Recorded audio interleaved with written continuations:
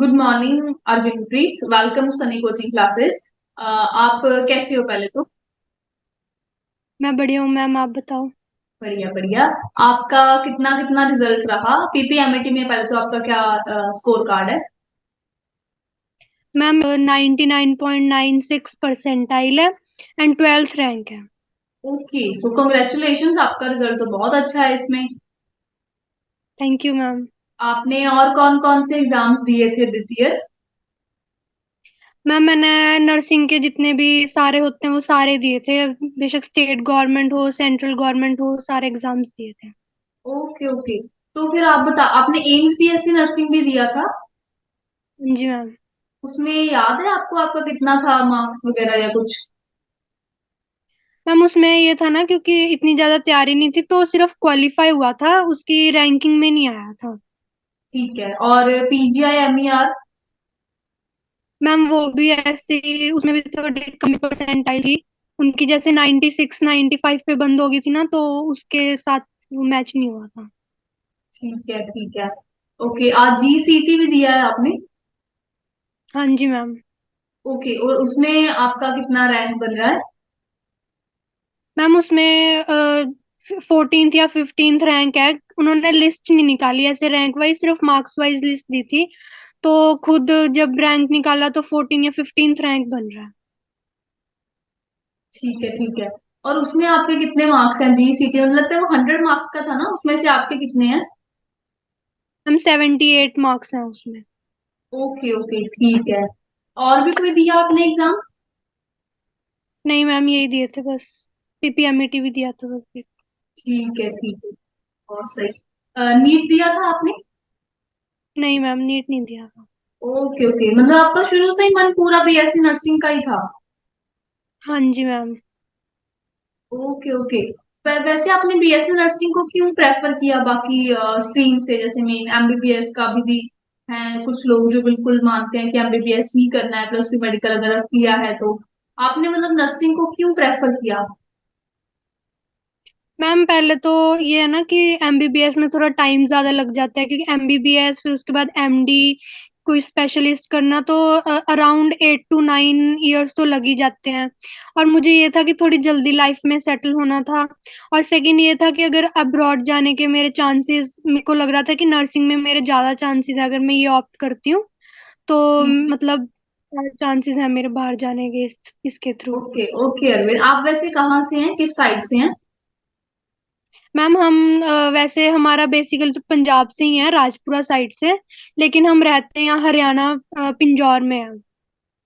Okay okay ठीक है। तो फिर आपने हमारे साथ ऑनलाइन क्लासेस लगाई कि ऑफलाइन? हम ऑनलाइन लगाई थी। ठीक है, तो ऑनलाइन क्लासेस का एक्सपीरियंस कैसा रहा आपका? हम एक्सपीरियंस तो काफी अच्छा था।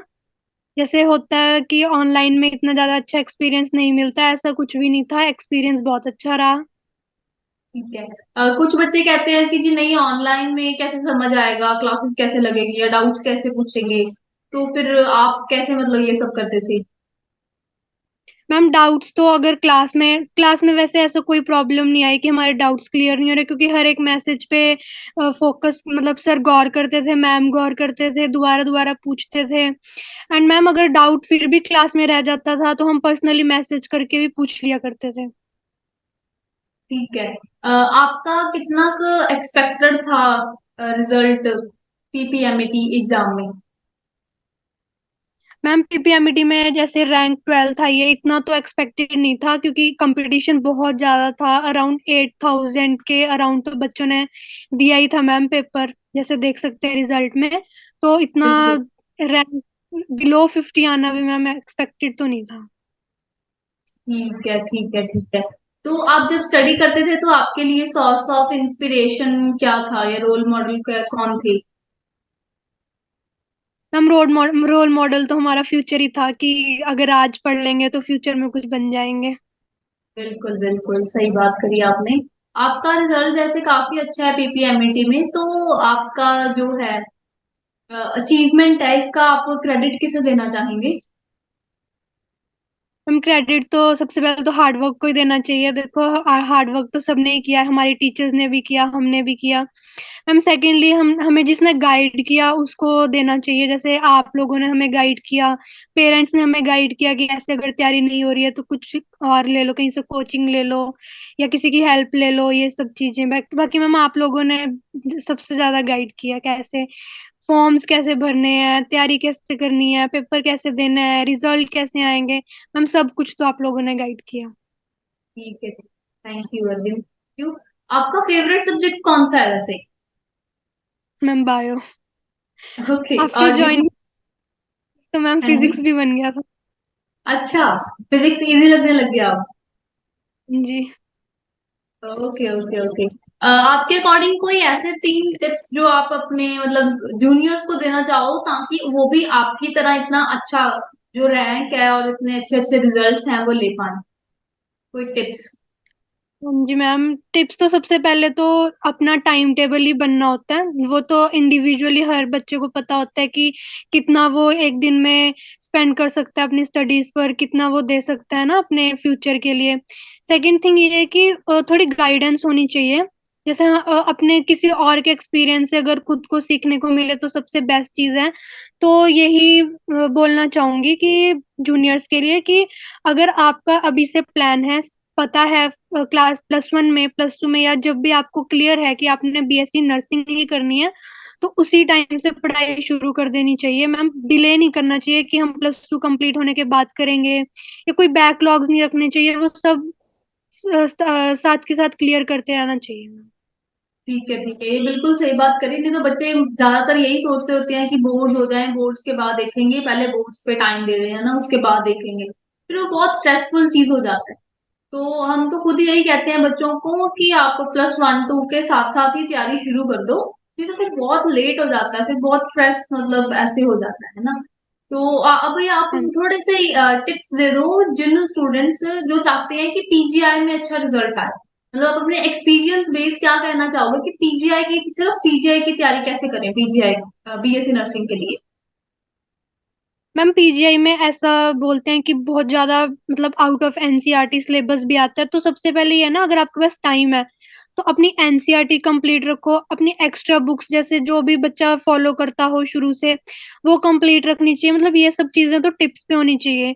उसके बाद आप नीट के पेपर सॉल्व कर लो, या जैसे आप किसी कोचिंग के साथ ज्वाइन होकर मॉक टेस्ट करवाते हैं वो सब अच्छे से दो। डेली प्रैक्टिस टेस्ट करो, अपने टास्क कंप्लीट करो, डेली टास्क कंप्लीट करो, बनाओ और उनको कंप्लीट करो। ठीक है, ऐसे ही सेम आप कुछ टिप्स दे दीजिए उनके लिए जो जेएमसी जो जो ये अपना जीसीटी के लिए प्रिपेयर कर रहे हैं। हाँ जी मैम, इसमें भी एनसीईआरटी से ही काफी कुछ था। पर ये था कि थोड़ा बायो का आउट ऑफ एनसीईआरटी गया था, तो बायो में मतलब बायो का वैसे ही बहुत ज्यादा सिलेबस है, बहुत ज्यादा एग्जांपल्स याद करनी पड़ती हैं, ये सब चीजें। तो वो चीजें ना जैसे कंप्लीट रखनी चाहिए साथ के साथ, वो इकट्ठी नहीं करनी चाहिए कि हम बाद में कर लेंगे, बाद में कर लेंगे। अगर एक चैप्टर आपने उठाया है तो एनसीईआरटी कंप्लीट करो, उसकी एक्स्ट्रा बुक्स कंप्लीट करो, थोड़ा सर्च करते रहो कि इससे रिलेटेड और एक्स्ट्रा चीजें क्या क्या हैं, वो सब आपको ये ध्यान में ठीक है, रखनी आप चाहिए। आउट ऑफ एनसीईआरटी कहाँ से स्टडी करते थे? जैसे आपने कहा कि एनसीईआरटी और आउट ऑफ एनसीईआरटी करना जरूरी है, तो एनसीईआरटी तो चलो ठीक है सबके पास है, बट आउट ऑफ एनसीईआरटी में फिर आगे मतलब एक क्वेश्चन है जो ओपन हो जाता है, उसमें से क्या करें क्या ना करें, है ना, वो आप कैसे पढ़ते थे?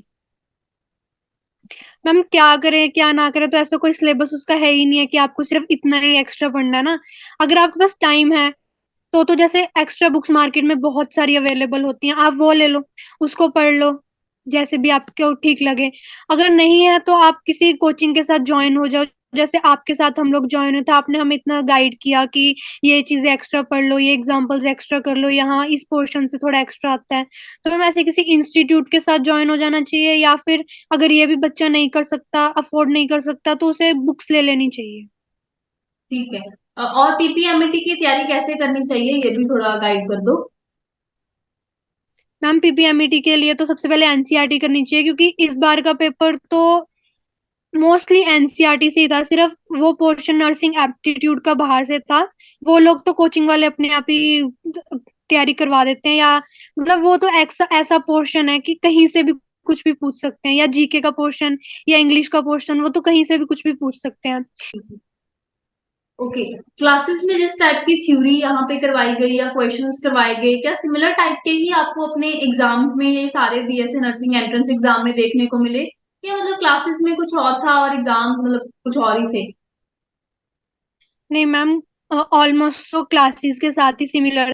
अगर पढ़ते टाइम कभी डीमोटिवेशन हो जाने की भाई मेरे से नहीं हो रहा, मैं कैसे तैयारी करूंगी या मतलब मुश्किल है, तो फिर कैसे आप मोटिवेट करते थे अपने आप को?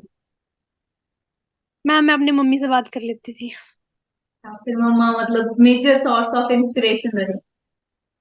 हाँ जी। आपने प्लस वन टू में किस बोर्ड से करी थी और कितने परसेंट के साथ? मैम मैंने सीबीएसई बोर्ड से की थी और 91% थे मेरे मेडिकल स्ट्रीम। Okay okay. ठीक है, तो फिर आपको मतलब शुरू से ही आदत थी इतना ज्यादा मतलब सिटिंग देने की, इतना हार्ड वर्क करने की, या ये बोर्ड्स के बाद ट्रांजिशन आया बोर्ड्स में पढ़ना और एंट्रेंस के लिए मतलब डिफरेंट वे में तैयारी शुरू करी? मैम प्लस वन में तो लॉकडाउन के बाद, बिल्कुल जस्ट प्लस वन स्टार्ट हुई थी हमारी लॉकडाउन के बाद। तो लॉकडाउन में तो ऐसा था कि बिल्कुल टाइमिंग जो मर्जी बैठ जाओ अपना पढ़ लो। दिन में कभी बार तो पढ़ाई होती भी नहीं थी, पूरा दिन सिर्फ क्लासेस निकल जाता था ऑनलाइन में। और फिर उसके बाद मैम प्लस वन में सीटिंग बनानी शुरू करी, लेकिन उसमें भी बहुत ज्यादा प्रॉब्लम आई। फिर उसके बाद प्लस टू से ठीक हो गया था मैम। प्लस टू के बाद अपना टाइम भी प्रॉपर दिया जाता था। और फिर उसके बाद जब एंट्रेंस की तैयारी करी, फिर प्लस टू से डबल टाइम दिया। ठीक है ठीक है। टाइम मैनेजमेंट के लिए कोई टिप्स, कि टाइम कैसे मैनेज करें? तो बच्चों को होता है कि मतलब टाइम नहीं मैनेज हो रहा, तो उसके लिए कुछ कहना चाहो आप? हम टाइम मैनेजमेंट तो खुद ही अपना टाइम टेबल बनाना चाहिए। वैसे डिस्ट्रैक्शंस जो होती है ना, कोशिश करो कि उनको उनसे दूर हो जाओ। जिस टाइम अगर आपने एक गोल बना ही लिया है कि हमने ये अचीव करना ही है, तो वो डिस्ट्रैक्शंस का तो कोई मतलब ही नहीं है, वो उनसे खुद भी दूर हो जाना चाहिए। ठीक है ठीक है।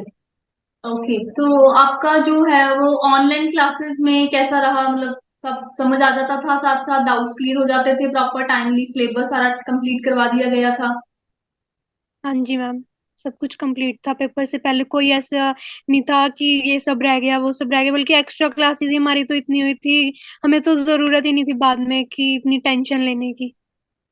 अच्छा। कितने कार्ड्स की क्लासेस आपकी हो जाती थी यहाँ पे डेली? मैम वैसे तो रेगुलरली 3 to 6 आवर्स होता था, लेकिन संडे वाले दिन बहुत ज्यादा एक्स्ट्रा क्लासेस हो जाती थी। अराउंड 9 to 12 आवर्स भी चल जाते थे। ओके, तो फिर इतनी लॉन्ग ड्यूरेशन की क्लास के साथ सेल्फ स्टडी को टाइम मिल जाता था, टाइम मैनेज हो जाता था? हाँ जी मैम, उस दिन संडे वाले दिन ऐसा रख लेते थे कि आज सिर्फ टेस्ट ही करने हैं या सिर्फ प्रैक्टिस ही करनी है, बाकी और दिन सेल्फ स्टडी कर लेंगे।